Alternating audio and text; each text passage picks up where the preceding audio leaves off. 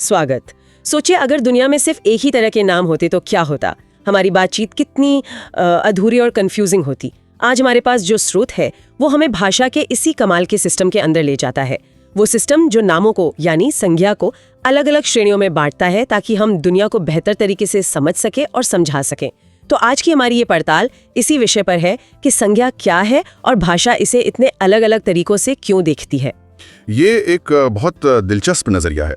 हम अक्सर व्याकरण को नियमों का एक सूखा सा सेट मान लेते हैं, लेकिन असल में ये इस बात की कहानी है कि इंसानी दिमाग ने हजारों सालों में विचारों को आवाज देने के लिए क्या-क्या तरीके इजाद किए हैं। तो आज की चर्चा का मकसद सिर्फ परिभाषाएं रटना नहीं है, बल्कि ये समझना है कि ये वर्गीकरण, ये श्रेणियां हमारी सोच और हमारी भाषा को कैसे आकार देती हैं। तो चलिए सबसे बुनियादी सवाल से शुरू करते हैं। संज्ञा है क्या? किसी व्यक्ति, वस्तु, स्थान, जीव, पदार्थ या भाव के नाम को संज्ञा कहते हैं। लेकिन मुझे जो लाइन सबसे ज्यादा अच्छी लगी वो थी, जिस भी चीज का नाम लिया जा सके वो नाउन होती है। ये इसे कितना आसान बना देती है। बिल्कुल, ये भाषा का ग्राउंड जीरो है। बिना नाम के कोई संवाद, कोई कहानी, कोई विचार मुमकिन ही नहीं है। राम, किताब, दिल्ली, ईमानदारी, ये सिर्फ शब्द नहीं है, ये हमारी दुनिया के मार्कर हैं। एक व्यक्ति को चिन्हित करता है, दूसरा एक वस्तु को, तीसरा एक जगह को और चौथा एक ऐसे एहसास को जिसे हम छू भी नहीं सकते। भाषा का पूरा ढांचा इन्हीं नामों पर टिका है। ठीक है, तो ये तो हुआ आधार। अब आते हैं उस सिस्टम पर जिसकी हमने शुरू में बात की थी। सबसे पहला वर्गीकरण है प्रॉपर नाउन, यानी व्यक्तिवाचक संज्ञा। हाँ, व्यक्तिवाचक संज्ञा। गाइड के मुताबिक ये किसी विशेष व्यक्ति, स्थान या वस्तु का नाम होता है, जैसे राम, दिल्ली या गंगा। हाँ, और यहाँ विशेष या स्पेसिफिक शब्द ही सब कुछ है। यही वो चीज है जो इसे दूसरी तरह की संज्ञा से अलग करती है। गाइड में एक बहुत प्रैक्टिकल पहचान बताई गई है कि प्रॉपर नाउन हमेशा कैपिटल लेटर से शुरू होता है।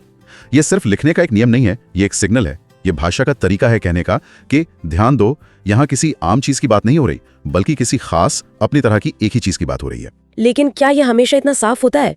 जैसे सन और मून, ये तो हमारी दुनिया में खास चीजें हैं। एक ही सूरज है, एक ही चांद है, फिर भी हम इन्हें अक्सर स्मॉल लेटर से क्यों लिखते हैं? क्या ये प्रॉपर नाउन नहीं है? बहुत अच्छा सवाल है। ये उन दिलचस्प ग्रे एरियाज में से एक है जहां नियम थोड़े लचीले हो जाते हैं। पारंपरिक तौर पे जब हम सन और मून को हमारे सौरमंडल के खगोलीय पिंडों के रूप में बात करते हैं तो वे प्रॉपर नाउन्स होते हैं और कैपिटलाइज्ड होने चाहिए। लेकिन आम बोलचाल में जैसे the sun is bright today कहते हुए हम उन्हें एक सामान्य प्राकृतिक घटना की तरह देखते हैं, इसलिए स्मॉल लेटर इस्तेमाल होता है। ये दिखाता है कि संदर्भ कितना मायने रखता है। अच्छा, तो संदर्भ के हिसाब से संज्ञा का प्रकार भी बदल सकता है। यहीं पर शायद दूसरी श्रेणी, कॉमन नाउन यानी जातिवाचक संज्ञा का महत्व समझ आता है।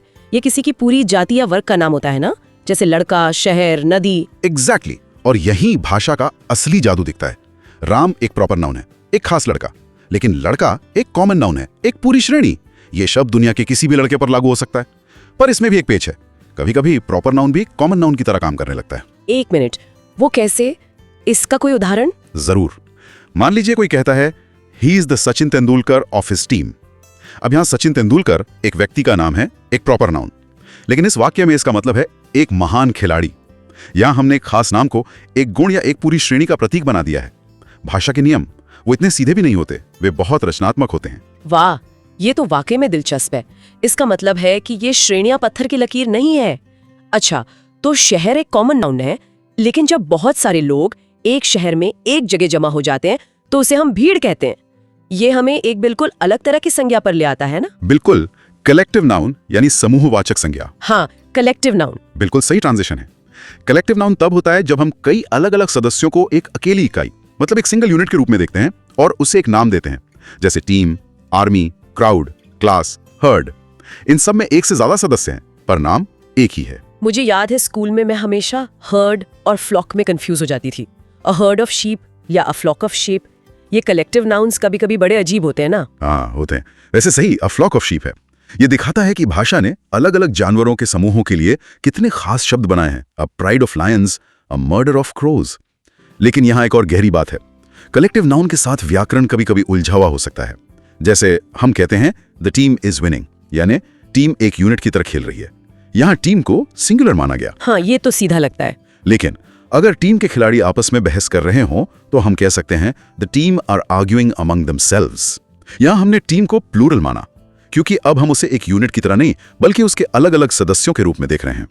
एक ही शब्द, लेकिन संदर्भ के हिसाब से उसका व्यवहार बदल गया, सिंगुलर भी और प्लूरल भी। ये तो कमाल है। मतलब एक ही शब्द का बर्ताव इस बात पर निर्भर करता है कि हम समूह को एक इकाई के तौर पर देख रहे हैं या उसके अंदर के सदस्यों पर ध्यान दे रहे हैं। ये तो भाषा की बहुत गहरी समझ है। अब तक हमने उन चीजों की बात की जिन्हें हम देख सकते हैं, गिन सकते हैं, लेकिन उन चीजों का क्या जिन्हें हम सिर्फ महसूस कर सकते हैं?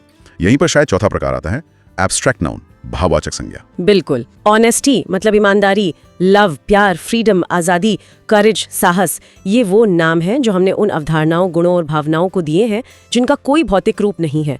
हम एक ईमानदार इंसान को देख सकते हैं लेकिन ईमानदारी को नहीं देख सकते। यह भाषा की सबसे बड़ी ताकतों में से एक है, अमूर्त को मूर्त रूप देना, उसे एक नाम देना ताकि हम उसके बारे में सोच सकें, बात कर सकें। गाइड का एक वाक्य है, honesty is the best policy. इसमें ऑनेस्टी एक विचार है, एक सिद्धांत है। ये हमारे सोचने के तरीके को कितना प्रभावित करता है कि हमने गुड़ को एक चीज की तरह नाम दे दिया है। और मजेदार बात यह है कि हर भाषा के पास एक जैसे एब्स्ट्रैक्ट नाउन्स नहीं होते हैं। कुछ संस्कृतियों में ऐसे भावों के लिए शब्द होते हैं जो दूसरों में नहीं होते। जैसे जर्मन भाषा में एक शब्द है शादनफ्रॉयडे, जिसका मतलब है किसी दूसरे के दुर्भाग्य पर होने वाली खुशी। या जापानी में इकिगाई, यानी सुबह बिस्तर से उठने की वजह, जीवन का उद्देश्य। अंग्रेजी या हिंदी में इनके लिए एक शब्द नहीं है। तो इसका मतलब ये हुआ कि भाषा सिर्फ हमारे विचारों को नाम ही नहीं देती, बल्कि ये हमारे सोचने और महसूस करने के तरीके को भी आकार देती है। अगर हमारी भाषा में किसी भावना के लिए शब्द ही नहीं है तो शायद हम उसे उतनी स्पष्टता से महसूस भी नहीं कर पाते। कई भाषाविद और मनोवैज्ञानिक यही मानते हैं। ये दिखाता है कि एब्स्ट्रैक्ट नाउन्स सिर्फ व्याकरण का हिस्सा नहीं है, ये हमारी संस्कृति, हमारी साइकोलॉजी का आईना है। तो अब इन चारों को एक साथ रख कर देखें तो एक पूरी तस्वीर बनती है। हमारे पास एक उदाहरण वाक्य था, राम रीड्स अ बुक। कितना सरल वाक्य है, लेकिन इसमें भाषा का पूरा सिस्टम काम कर रहा है। राम एक खास व्यक्ति को सबसे अलग करता है, प्रॉपर नाउन, और बुक उसे एक जानी पहचानी श्रेणी में रखता है, कॉमन नाउन। सही। हाँ, और अगर वाक्य होता Ram's team showed great courage, तो इसमें टीम एक समूह को दिखा रहा है, मतलब कलेक्टिव नाउन, और करेज एक अमूर्त गुण को, एब्स्ट्रैक्ट नाउन। एक ही वाक्य में हम खास व्यक्ति, समूह और अनदेखे भाव तीनों की बात कर पा रहे हैं। ये वर्गीकरण भाषा को व्यवस्थित और सटीक बनाता है। तो अगर हम इसे संक्षेप में देखें, कोई भी नाम इज इक्वल टू संज्ञा। खास बनाम आम, अकेला बनाम समूह और भौतिक बनाम अमूर्त। ये सिर्फ नियम नहीं है, ये दुनिया को देखने के अलग अलग लेंस हैं जो भाषा हमें देती है। तो ये थी संज्ञा और उसके मुख्य प्रकारों पर हमारी आज की चर्चा। ये सिर्फ व्याकरण का एक पाठ नहीं था, बल्कि यह समझने की कोशिश थी कि कैसे नाम देने की एक सरल सी प्रक्रिया भाषा को एक अद्भुत संरचना देती है। ये हमें दुनिया को व्यवस्थित करने, उसे समझने और उसके बारे में गहराई से बात करने में मदद करती है। बिल्कुल, और ये हमें एक दिलचस्प विचार पर छोड़ जाता है। अगर आपको याद हो तो स्रोत में संज्ञा की शुरुआती परिभाषा में पदार्थ यानी सब्सटेंस का भी जिक्र था।